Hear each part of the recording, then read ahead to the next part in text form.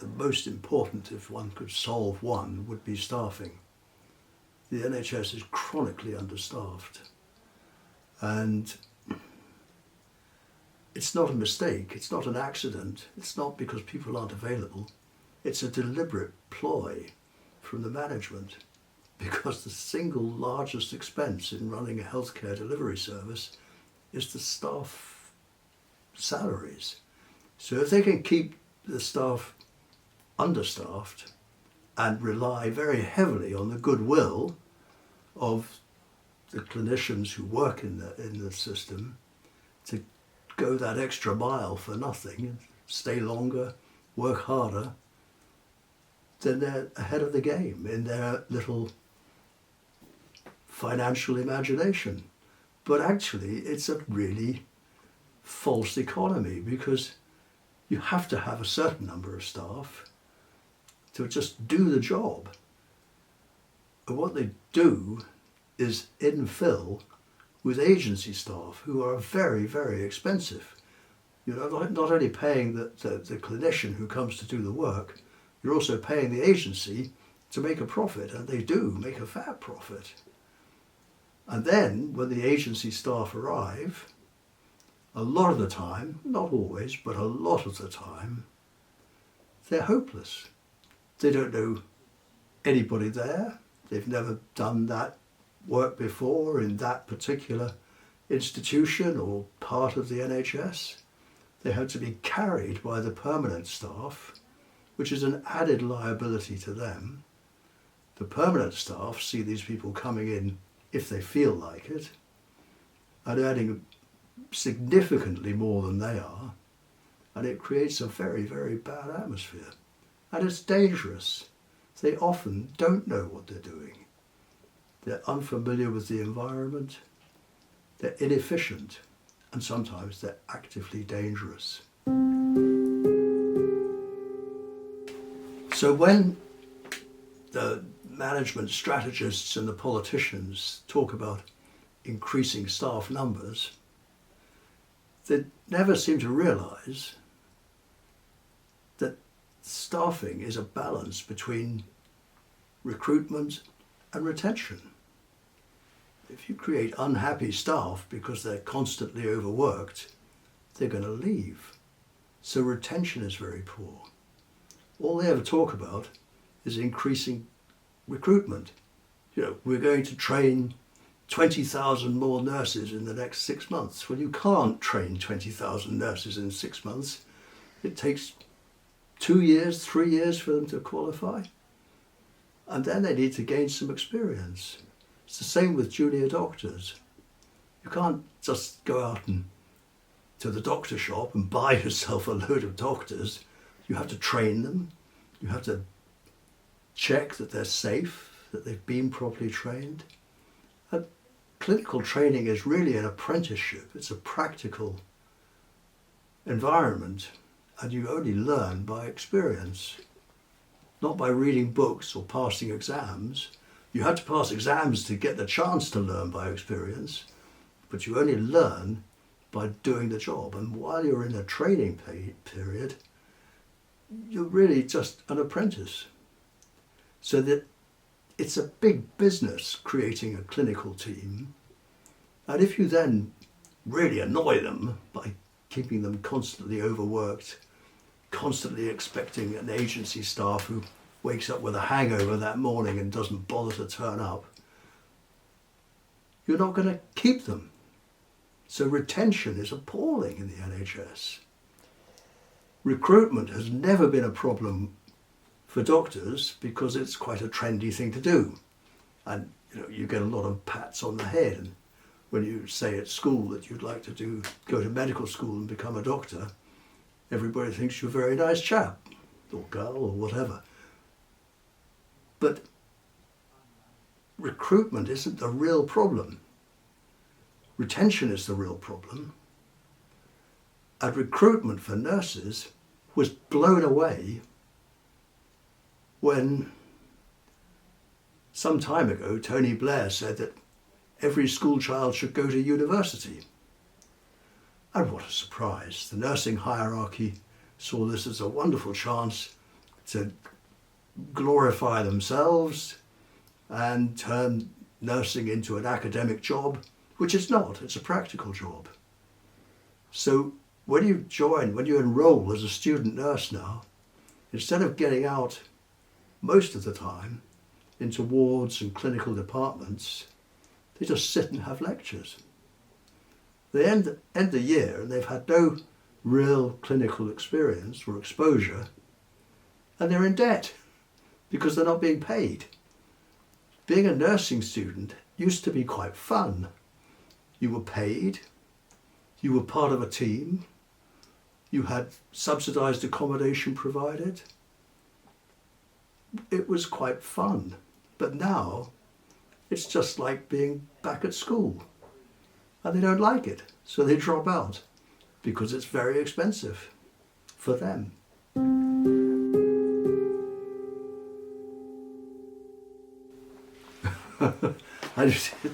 It actually rather annoys me.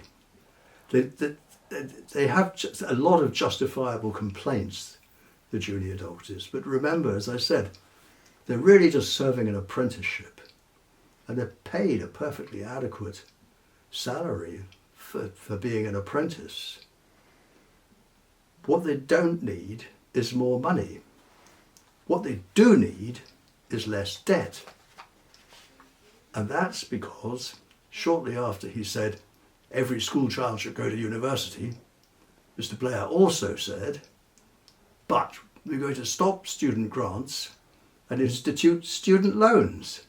So now to be a medical student costs a lot of money. So they're ending up with 40, 50, 90,000 pounds worth of debt.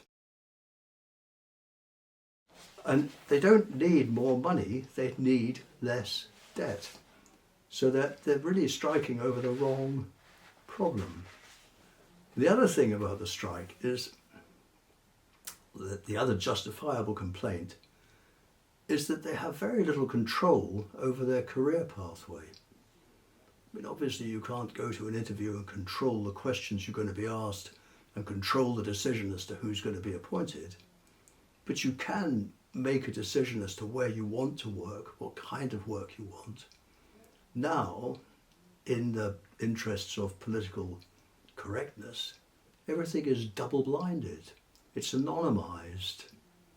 So, for instance, if you are interviewed for a job, they don't look at your references until they've appointed you. And then they just look at your references to make sure that the qualifications you're claiming are correct. Under the old system, you could, as a consultant or as a GP partner, you could seek advice about who is going to be good for the job you're trying to fill. You could phone up friends in other hospitals or other GP practices, and people who were good would get a personal recommendation. All it is now is just filling in forms in a double-blind system. So the people who tend to get the jobs tend to be the people who are very good at filling in forms, not necessarily the people who are very good clinicians. Yes, that again is kind of a deliberate ploy from the management strategists. If you discourage people from coming to your shop or your service or whatever it is, they think that that is going to save money. So they make access very difficult. Let me give you an example. It can be quite hard at times to distinguish the cause of a problem. In my own field, which was joint replacements, it can be very difficult to distinguish between pain felt in the region of the hip that's coming from the hip joint and a pain felt in that region that's coming from the back. It requires a bit of investigation and it requires a lot of thought and a lot of conversation. Access needs to be quick to get optimal outcomes, And if you see somebody and think, well, it's not my field, but my buddy Jim across the corridor is a specialist in that, you can't just refer the patient to him. You have to refer the patient back to the GP, who's overworked and fed up with paperwork anyway, and they then have to make a fresh referral to Jim over the corridor. It makes no sense at all, and all of those things combine to make access appalling. And it doesn't need to be. It really doesn't need to be. How important is good continuity of individual patient care? Oh, there are a lot of studies that show that continuity of care is the single most important thing for patient safety.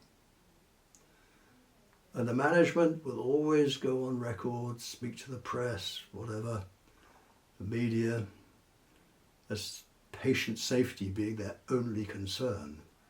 Their main concern is always patient safety. That is just a point-blank lie.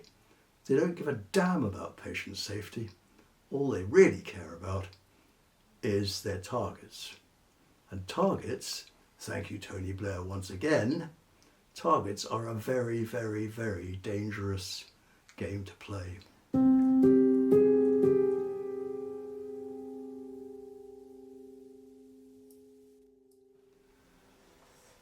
It's obviously not appropriate, but again, there are a lot of things that could be done about it.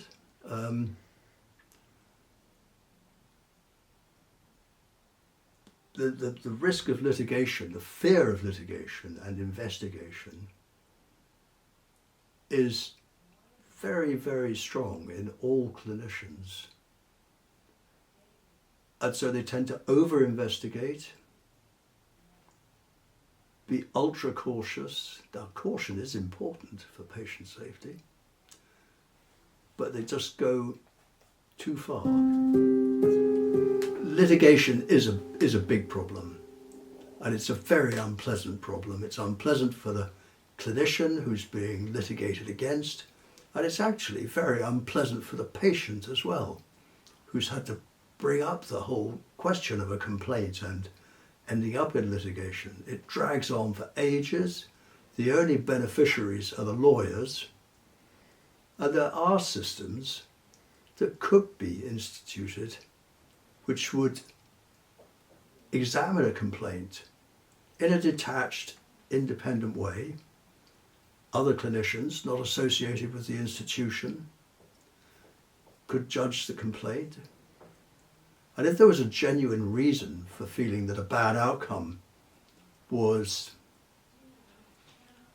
worthy of some compensation, which it could very well be, then they can just agree on that and give a no fault, no blame compensation to the patient.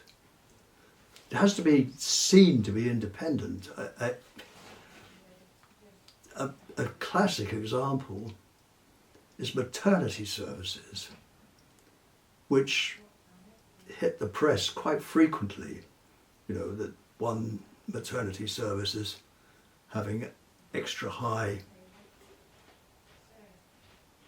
the accident rate, death rate. And why is that? And they always appoint a committee to investigate. And if they're investigating a midwife, they appoint a senior midwife to investigate it, which doesn't really make any sense. It's a fault of all clinicians to think that whatever their speciality is, they can treat the patient. It's much harder to say, I cannot deal with this. You need to go and see Mr. So-and-so or Mrs. So-and-so, or you need a different service. But people tend to go on treating within their own therapeutic capabilities for longer than necessary. Again, just from personal experience, if you take your painful hip or knee to a musculoskeletal physician, they're commonly referred to as rheumatologists, but there's much more to rheumatology than rheumatoid arthritis, then they will treat you with perhaps injections, painkillers, medications, etc. And there is a risk that they'll carry on doing that for longer than they need to. There comes a point where they have to say, I can do nothing more to help you. It may be that a surgical solution exists, and refer to the patient. And midwives are obsessed with natural childbirth. That's what they do, that's what they're good at, and they are good at it. But they don't like to make the jump to say, this isn't working. And if you go back to the days when natural childbirth was all that there was, then you're going to have a medieval perinatal mortality rate for the babies and for the mothers. We do have other therapeutic options now to natural childbirth, but the midwives are a bit resistant to it. So if a maternity service is being investigated, the problem often is that the midwives are reluctant to involve an obstetrician, a medical maternity person. And they persist for too long in their treatment, which isn't really going to work. Well, it may be right. I mean, natural childbirth may, not is, but may be preferable to an elective caesarean section. But there's no hard evidence to it. If you go back to natural childbirth and exclude every other possible intervention, then you're going to go back to a medieval perinatal mortality rate. So they get the midwives to investigate the failure of a maternity unit. And they say, we're understaffed and underfunded. They don't say, actually, we tried too long for natural childbirth in these cases, and that's a fundamental error that needs to be addressed.